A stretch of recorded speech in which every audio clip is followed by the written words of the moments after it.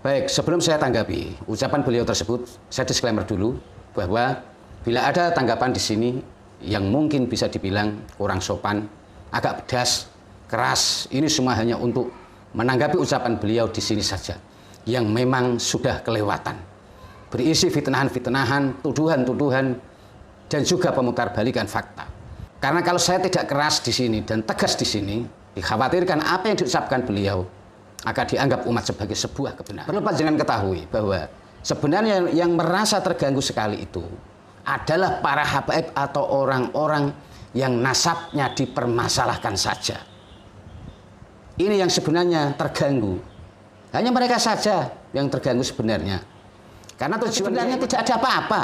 Mau diakui atau tidak. Bukan malah membuat fitnah dan menuduh seenaknya. Menganggap orang-orang yang meragukan atau mempertanyakan nasab itu berarti sama aja benci sama dzurriyyah Nabi, dianggap memfitnah, menyakiti para habaib, para ulama, dianggap merasa lebih pintar dari para ulama-ulama dahulu, dianggap telah memecah belah umat, bahkan ada yang mengatakan sebagai perilaku iblis dan sebagainya. Nah, untuk bila min dzalik. Kok ada kemarin itu kiai siapa itu? Si Buya Muhyiddin itu. Buya apa itu? Buya palsu. Ada Buya kok berakhlak iblis. Ini sudah zaman modern di mana segala sesuatu yang dulu tidak bisa diungkap dengan teknologi sekarang sudah bisa. Bagaimana mungkin kami tetap bisa berhusnudzon seperti para ulama dahulu bahwa habaib adalah dzurriyyah Nabi, sementara di zaman ini kita telah diperlihatkan fakta DNA para habaib orang Arab aja bukan. Ini fakta realita. Ini teknologi. Zaman dulu tidak ada, sekarang sudah ada. Jadi beda, tidak bisa disamakan dengan. Jadi kalau saya boleh menilai, sebenarnya yang dipengaruhi itu ya panjenengan sendiri, bukan mereka yang mendukung Kiai Imad. Jadi yang dipengaruhi itu panjenengan, dipengaruhi para habaib, tapi panjenengan tidak merasa, tidak menyadarinya. Inilah yang membuat rusak umat itu. Anda yang dipengaruhi tapi malah justru menganggap orang yang dipengaruhi. Assalamualaikum warahmatullahi wabarakatuh. Bismillahirrahmanirrahim. Alhamdulillahirabbil alamin. Wa bihi nasta'inu ala umurid dunya waddin. Wassalatu wassalamu ala asyrafil anbiya'i wal mursalin. Sayyidina wa maulana Muhammadin wa ala alihi wa sahbihi ajma'in, amma ba'd. Para pemirsa sebangsa dan setanah air, dimanapun Anda berada yang berbahagia, terima kasih Anda semua masih bersama dengan saya, Nurmas, Nur Rahmat Asmawi di Nurmas Channel. Pada kesempatan yang berbahagia ini, saya akan ikut menanggapi pernyataan dari Kiai Haji Miftahul Akhyar dalam sebuah sambutan di acara pengajian yang sangat meresahkan umat. Apa yang disampaikan beliau ini sangat perlu dan wajib untuk saya tanggapi. Karena ini sudah berisi pemutarbalikan fakta, fitnahan-fitnahan, dan tuduhan-tuduhan keji terhadap Kiai Imad dan kawan-kawan. Kita semua tentu sangat menyayangkan ya, seorang Rois Am PBNU, seorang ulama, kiai, sebagai sepuh yang seharusnya arif dan bijaksana dalam berkomentar, yang seharusnya sangat hati-hati dalam berucap, tapi ternyata apa yang disampaikannya itu justru malah sebaliknya, sangat jauh dari kehati-hatian, sangat tergesa-gesa dan asal ucap seenaknya, tanpa didasari fakta-fakta dan realita yang sebenarnya. Baik, sebelum saya tanggapi ucapan beliau tersebut, saya disclaimer dulu bahwa bila ada tanggapan di sini yang mungkin bisa dibilang kurang sopan, agak pedas, keras, ini semua hanya untuk menanggapi ucapan beliau di sini saja, yang memang sudah kelewatan, berisi fitnahan-fitnahan, tuduhan-tuduhan, dan juga pemutarbalikan fakta. Karena kalau saya tidak keras di sini dan tegas di sini, dikhawatirkan apa yang diucapkan beliau akan dianggap umat sebagai sebuah kebenaran. Sekali lagi ini hanya menanggapi ucapannya saja, bukan orangnya. Kalaupun ini dianggap sebagai membenci, saya hanya membenci ucapannya saja, bukan orangnya.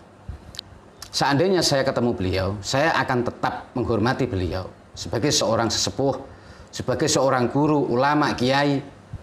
Karena siapapun itu pasti akan terpeleset. Dan setiap keterpelesetan seseorang, kekhilafan seseorang, wajib bagi kita untuk saling mengingatkan. Inilah kewajiban kita. Baik, mari kita simak saja video ceramah beliau dan nanti akan kami tanggapi poin-poin penting yang perlu untuk ditanggapi. Tidak ada sebuah organisasi sosial keagamaan yang sebesar Nahdlatul Ulama ini. Tapi ingat, kalau besarnya sebuah organisasi tanpa tandim, tidak munadzamah, tidak tertib, maka akan bisa dilumpuhkan dengan organisasi yang batil tapi munadzam, batil tapi murattab, tertib. Ini yang harus kita sadari. Ya. Bahkan sudah banyak kelompok-kelompok organisasi yang lain mereka ingin giliran. Kalau sekarang NU sudah katakanlah ya 75% atau bahkan sampai 80% bangsa Indonesia ini adalah intisab kepada Nahdlatul Ulama. Ya. Tapi mereka yang lain juga ingin kapan kita menggantikan posisi Nahdlatul Ulama. Ya. Ini bukan don saja, sudah upaya-upaya ke sana sudah banyak. Kalau kita ini mengabaikan ketertiban ADART kita, perkum kita, justru ini memberi jalan orang lain untuk masuk. Ya. Sudah berapa kali kita mendapatkan bertubi-tubi gangguan-gangguan, khususnya saat sekarang ini gaduhnya bab nasab antara duriyah yang satu kelompok disebut Ba'alawi, yang satu kelompok disebut duriyah Wali Songo, terutama ini.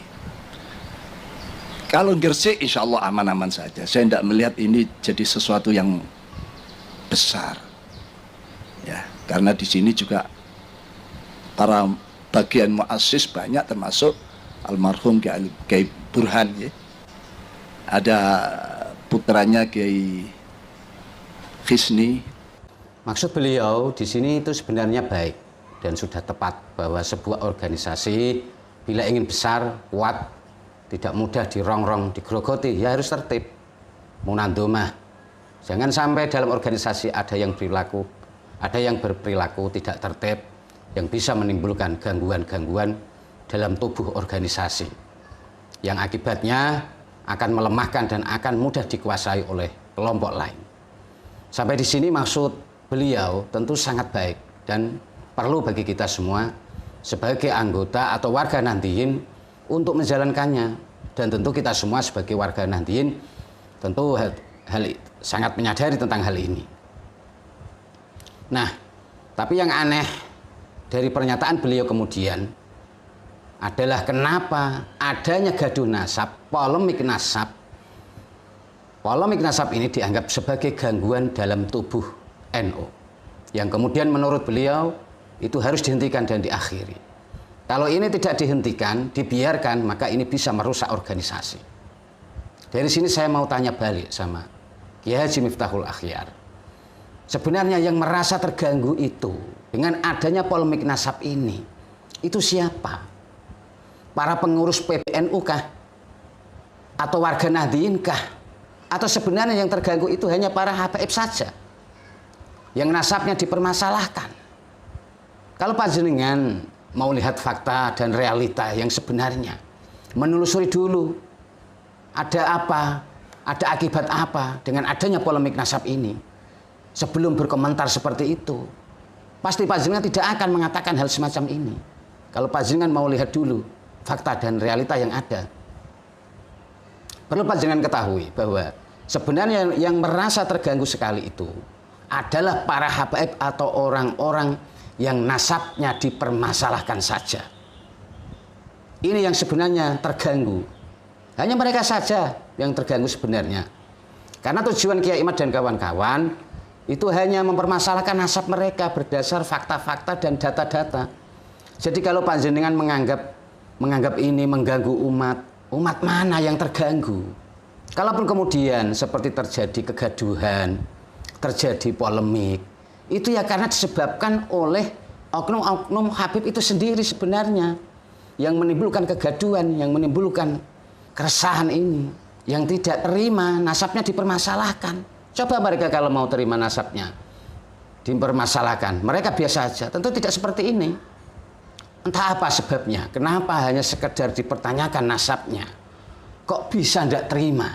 Padahal tujuan mempertanyakan nasab itu, maksudnya itu baik, hanya sekedar ingin tahu apakah memang betul mereka itu sebagai dzurriyyah Nabi betulan atau tidak.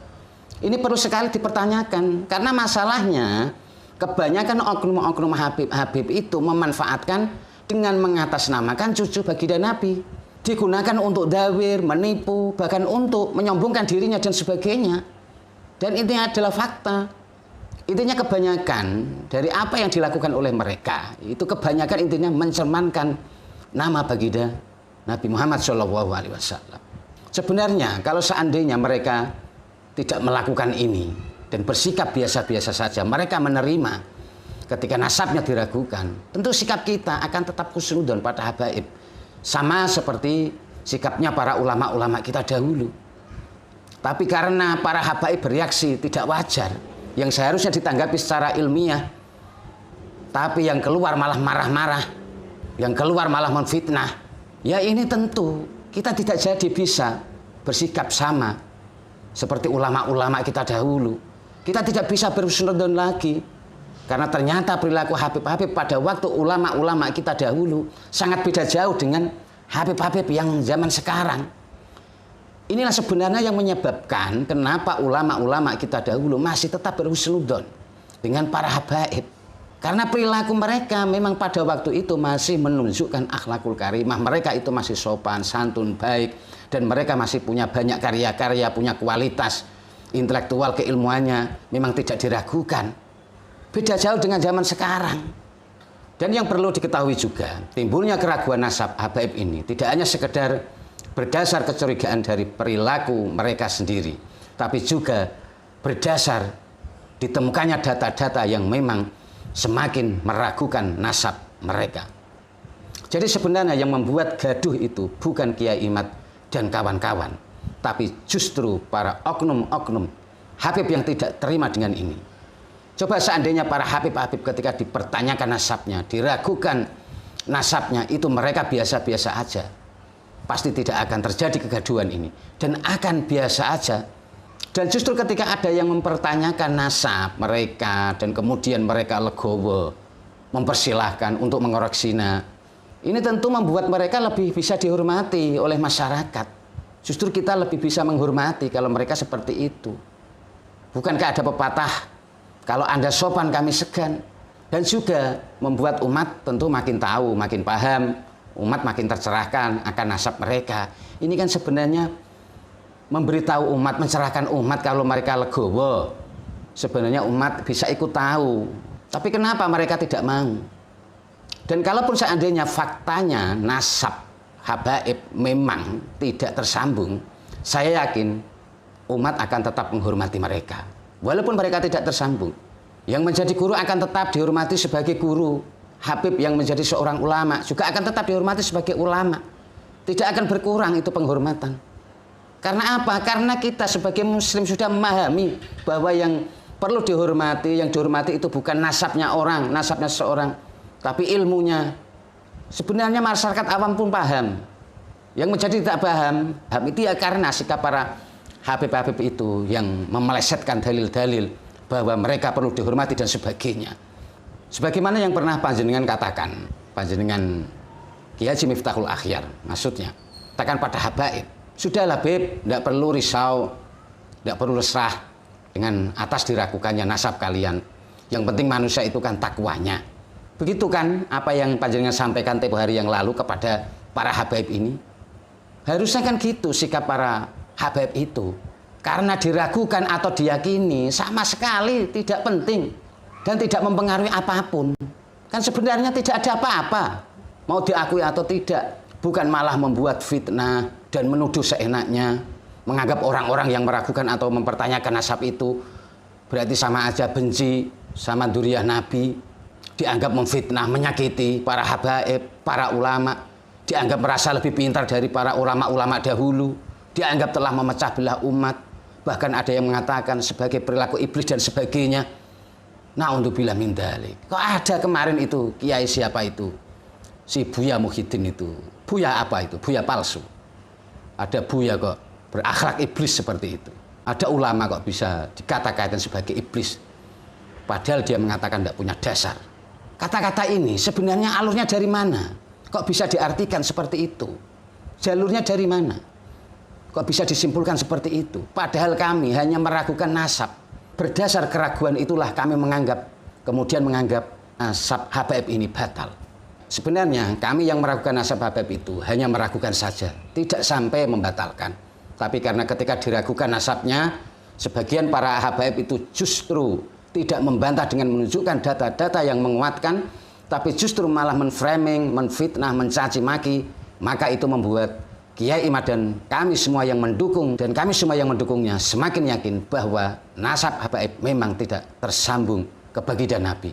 Karena sebagai logika sederhananya, kalau nasab ini memang tersambung ke baginda Nabi, pasti punya data kuat.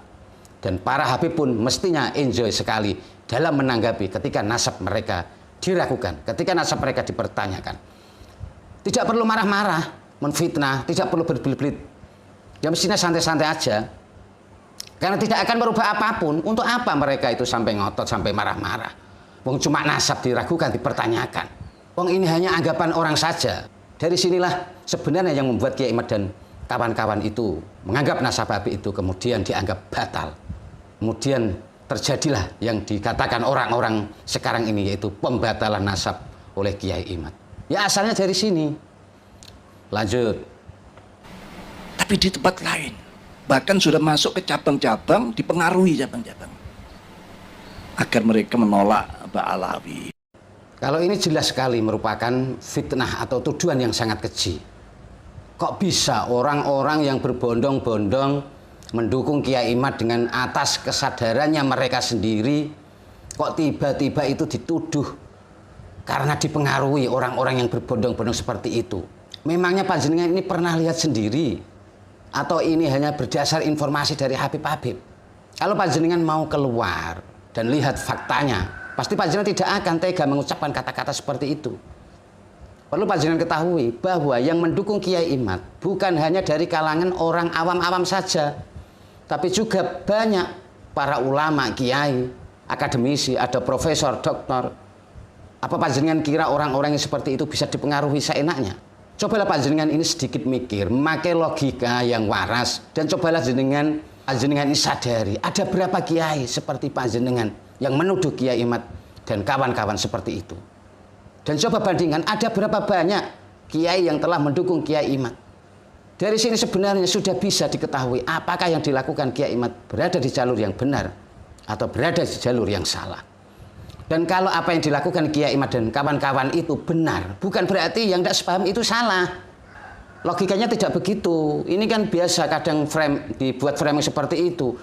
Kalau kamu mustahid, kalau kamu menganggap dirimu mustahid, berarti yang lain itu tidak mustahid, berarti salah. Kalau menganggap dirimu itu benar, berarti yang ulama-ulama itu salah. Ini logika yang keliru, logika yang salah. Masa Imam Syafi'i kalau merasa dirinya benar, terus berarti Imam Malik yang lebih dahulu itu berarti salah? Ya itu konyol namanya kalau pemahamannya seperti itu, logikanya seperti itu. Aneh itu ada kiai kok komentar seperti itu. Yang jelas di sini tidak ada yang itu benar, terus yang ini salah. Terus kalau meragukan nasab Ba'alawi berarti membela nasab Wali Songo. Bukan itu, bukan kayak seperti itu. Meragukan atau membatalkan nasab Ba'alawi ini bukan urusan bela-membela, bukan urusan membela siapa, ini bela siapa. Tapi murni membenarkan sesuatu yang memang bisa diterima oleh logika akal waras manusia. Ini sudah zaman modern di mana segala sesuatu yang dulu tidak bisa diungkap dengan teknologi sekarang sudah bisa. Bagaimana mungkin kami tetap bisa berhusnudzon seperti para ulama dahulu bahwa habaib adalah dzurriyyah Nabi, sementara di zaman ini kita telah diperlihatkan fakta DNA para habaib orang Arab aja bukan. Ini fakta realita. Ini teknologi. Zaman dulu tidak ada, sekarang sudah ada.